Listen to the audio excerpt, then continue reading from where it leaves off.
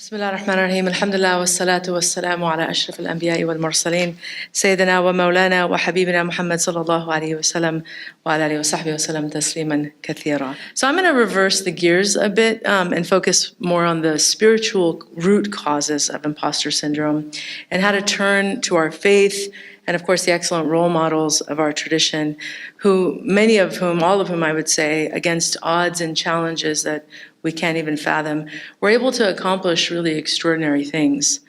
So let's get into it. Bismillah. First, among the over 200, and some would say even 300, beautiful names and titles of the Prophet ﷺ is Al-Bashir wa Al-Nadhir. The Prophet ﷺ came as a bearer of glad tidings as well as a warner. He was commanded to guide us with the truth, no matter how inconvenient it was. He warned us, for example, about the signs of the latter days, which we are in. In a hadith reported in Sahih of Imam At-Tirmidhi, according to Ali ibn Abi Talib radiallahu anh, the Prophet ﷺ warned that tribulations would befall humanity if the following signs occurred. When any gain is shared out only among the rich with no benefit to the poor, when a trust becomes a means of making a profit, when paying zakat becomes a burden, when a man obeys his wife and disobeys his mother and treats his friend kindly while shunning his father, when voices are raised in the mosques, when the leader of a people is the worst of them, when people treat a man with respect because they fear some evil he may do, when much wine is drunk, when men wear silk, when female singers and musical instruments become popular, and when the last ones of this ummah begin to curse the first ones, then let them expect a red wind or the earth to swallow them or to be transformed. Now, that is to say, we are again in very, very difficult and dark times. And so now we have to look to ourselves of how do we address this evil that we see. There are many challenges, of course. Among the many evils that we have to contend with as Muslims living today is that there is a deliberate attempt, this inversion of good and evil, truth and falsehood, and virtue and vice. And that can certainly destabilize our own sense of identity. If we're dealing with all of these challenges, witnessing all of these injustices and atrocities, then we may find ourselves riddled with self-doubt. And this is where our deen, alhamdulillah, gives us guidance on how to fortify ourselves, to know who we are, to have a strong sense of purpose and identity. So we have to go back to our faith. And this is why it's so important to, again, humanize ourselves, because all of us, as Dr. Anand mentioned, we've had to deal with these feelings of just inadequacy, of uncertainty within ourselves. But we have to be realistic and say it's because of the byproduct of the challenging times that we live in, the conflicting messages that we get between culture, within society, and sometimes even from amongst our religious leaders. It's like, it's very bewildering and disorienting to have multiple messages, and that can certainly, as I said, destabilize one's identity. So one of my favorite concepts that comes from Imam al-Ghazali, which I think is something we have to revive and teach. And as a teacher of teenagers and high school students, especially, or adolescents, I should say, even college students and beyond, where identity is shaped, that is the age of identity formation. I think a tool like what Imam al-Ghazali gave us is so important to understand, especially to combat these types of ideas that plague the mind, that keep people awake at night, constantly, again, conflicted internally. So what he gave us was this concept that we are actually three parts. It's called the tripart or triune human being. And I wish I had my slideshow. I normally have slides because I'm a visual learner and I like to, and I'm a teacher, so I use those tools and mediums. But I'll try to be as descriptive as possible. But this the tripart human, what does he describe? Well, first he says that Allah subhanahu wa ta'ala gave the human being faculties, abilities, capabilities. The first faculty is the quwwat al-aqliya, which is the rational faculty. This is the mind. And he uses the analogy of the human being or a person. And he says that the rational mind is what differentiates the human being from all of Allah subhanahu wa ta'ala's creation. And that's why Allah subhanahu wa ta'ala gave us or he aligned our body in this form where the mind, the head, the crown is at the top of our creation, because it is the most significant and important part of what he created us with. We are, of course, commanded, the first commandment commandment was to read. And so to engage on a rational, intellectual level is why we are different from, again, all of his creation. So that's the first faculty. The second faculty he describes is what he calls quwwat al-ghadabiyya. And this is centered in the heart. And quwwat al-ghadabiyya refers to emotions. And he uses a really interesting analogy, and he says that the best analogy to understand this part of the human being is a hunting dog. Because a hunting dog has to be trained, right? If you're a hunter, I don't know if this would apply here. Anybody go hunting here? If you're a hunter, if you've ever hunted before, you have to train the animal to retrieve your hunt for you, you know? So if you have a dog or even a bird, I know in some countries they use birds of prey to retrieve the hunt. So you have to put some time in there, but he uses the dog, and he says that that's how emotions have to be trained. You have to learn how to use emotions in the right context, in the right time, in the right place. So that's the second part of the human being. And then he says the third part is the quwwat al-shahwaniyya, which is the appetitive part of the human being. And he roots those in the stomach and the private parts. And so he says that the likening or the analogy for that part of the human being is the pig. Because the pig, if it's not, if it doesn't have boundaries or parameters, it will overconsume, and that's what happens when human beings don't have something, again, to hold or to work within. Those boundaries are very important. And so we have, of course, Sharia, generally, the Islamic Sharia provides those boundaries, but also just in general, boundaries are good for human beings. So when you don't have those boundaries and you don't have, then what happens is you begin to behave the way that a pig does, which is, insatiable appetite. You do only what serves your appetites without any consideration for the impact of your actions. And so why is this significant? Because again, when you look at the situation or the condition that many of us find ourselves today, we live in a society that wants us, and some would say maybe even cultures and family systems and communities that focus us more towards our emotional appetites or our quwwat al-ghadabiyya and our appetites than our intellectual capacities. And so when we're focused on feelings a lot and appetites a lot, and we're trying to fill ourselves, we're going to not come into what our best potential. And our best potential is reached when we really start to formulate our understanding of who we are. And that's why it's so important, again, to go back to the mind and to really think things through. So as I mentioned, when you look at the companions of the Prophet ﷺ, you have to marvel. He had, some say, over 60,000 companions. Many of them, they were, they came from humble beginnings. They weren't the most educated, the way that we would, frame that in today's modern context. Some were unlettered. But how were they able to do such extraordinary things? Because the Prophet ﷺ, among his many virtues, was that he always saw the potential in people, and he wanted people to realize their own abilities by doing what? By helping them to come into a clear understanding of who they are. That the most important aspect of you is your alignment with Allah subhanahu wa ta'ala. If you see yourself as a creation of Allah subhanahu wa ta'ala that was brought into existence with intention, and you really start to develop that concept a little bit. Like, think about that for a moment. Like, we could have not existed. We could have not been brought into existence, right? But He wanted us here for a reason. And then you start to really tap into that, to pursue that line, like, what is that reason? Why am I here?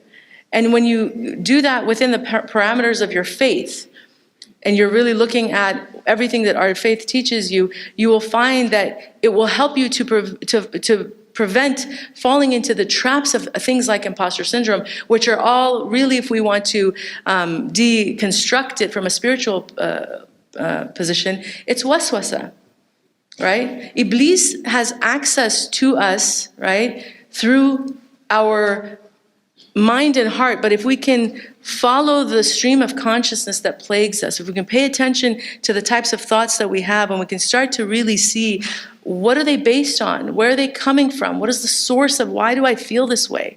Then you will find oftentimes that it's he who has, what does he do? He whispers. right? These are subtle hints. And so these negative ideas that we get, this chatter that preoccupies a lot of people, which then prevents people from really meeting their own potential, is all part of the khutuwat of shaitan. This is how he operates. So how to combat that is, again, from an intellectual perspective, to go back and understand that you are significant, that we are significant by virtue of our existence, and Allah subhanahu wa ta'ala has given us means and abilities that we have to develop. We have to take that into our own hands and really work on developing. And what we find, though, in this day and age, because we all know the hadith, oftentimes, especially, I look back to my youthful age where I was in my college years. I would say I was definitely an activist, and I had a lot of desire to change the world. I wanted to change everybody, but because I didn't have the spiritual context that the best way to change the world is to work on changing yourself.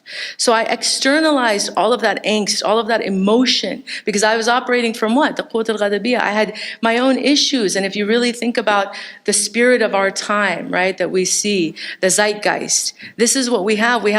We're living in a period where people are in their feelings so much that they're acting from that place of feelings. But if we don't have the guidance of the mind that's controlling and able to temper those feelings, then you find people all over the place, scattered about. So our deen is certainly a deen of social justice. It's certainly a deen of activism. It's certainly a deen of action. It's certainly a deen of speaking up. The Prophet ﷺ, we all know the hadith, whoever among you sees you evil, let him change it with his hand. If he cannot do so, then with his tongue. If he cannot do so, then with his heart, which is the weakest of faith. We know this hadith and we want to spring into action, but then we forget that the first imperative, the first thing that Allah subhanahu wa ta'ala expects from us before we suddenly start policing everyone else and everything else, is to look back within ourselves and to root out any insincerity or spiritual diseases. Allah subhanahu wa ta'ala says, أَتَأْمُرُونَ النَّاسَ بِالْبِرِّ وَتَنْسَوْنَ أَنفُسَكُمْ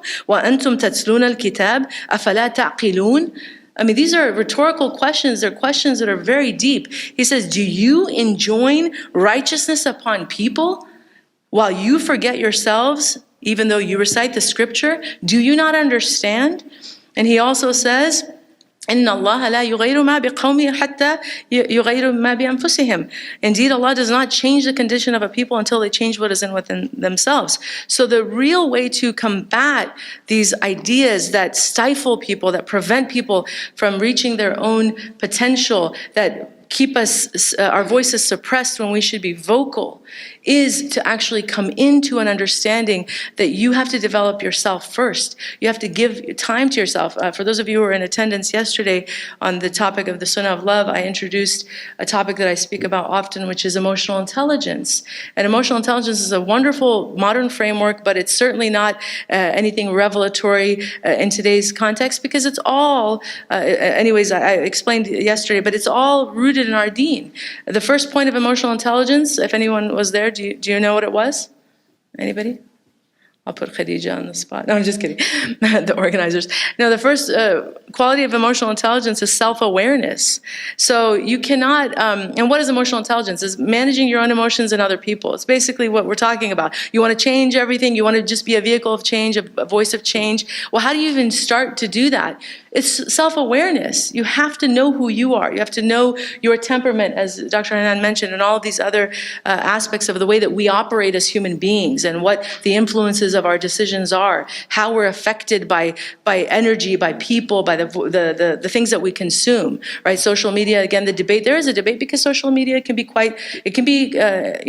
productive and it can be quite destructive. But if you haven't worked yourself out, then you're susceptible to these problems. But once you start to put an inward focus on yourself and really see that you were created, it's an incredible, to be a human being is an incredible gift.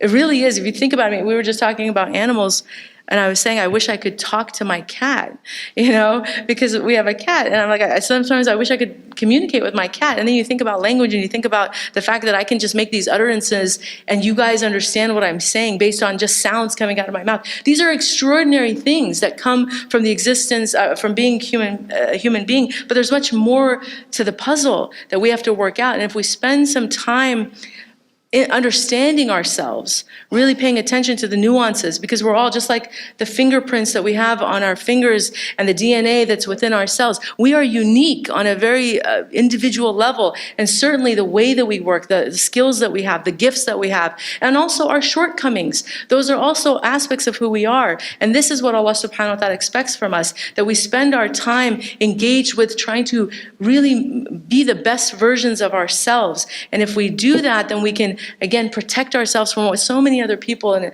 as someone, again, Dr. Hanan would know, being in the mental health field, but the suffering that we see in our community, from the young to the old, everybody. I mean, I spent today an hour and a half with a sister, may Allah bless her, who's a very educated, very confident sister in many respects, but she's also riddled with a lot of self-doubt. And I can tell you many cases that the self-doubt is plaguing us, and it's preventing us because we are very focused on things that are not going to maybe give us the results that we're looking for, and we're neglecting the very thing that will actually affect change, which is the heart, which is our own selves. So again, the moral imperative of every one of us, before we start to look outwardly and change everyone else, is to look within ourselves. And just to end here, the examples that we have in our tradition, as I mentioned before, I mean, these people, just one example that comes to mind, for example,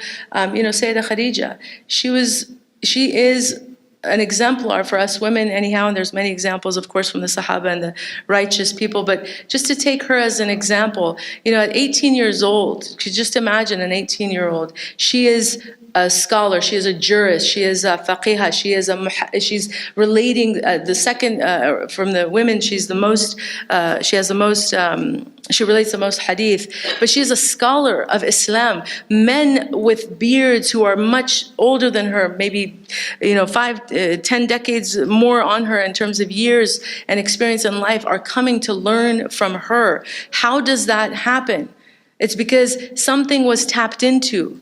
Right? She was obviously the wife of the beloved sallallahu alaihi wasallam, so she had access to the perfect human being, and she learned and she observed and she witnessed and she paid attention. But she also came into her own, and that's why she has a legacy of her own after his passing. So this is what Islam can do, and many people, modern examples too. We can look at Malcolm X and many of our wonderful exemplars in our age, and look at how Islam transformed them. But what did they tap into?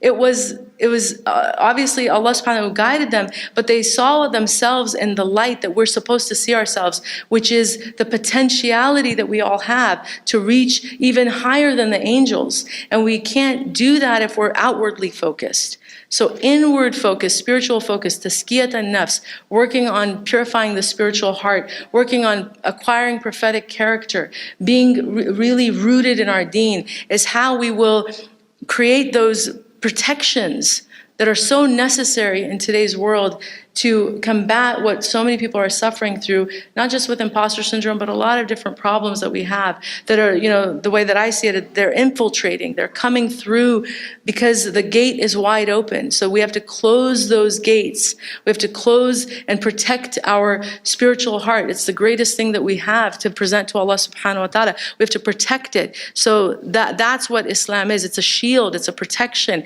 it's a force. But we've forgotten our way, we've lost our way. So may Allah subhanahu wa ta'ala protect us all. Jazakumullahu khairan.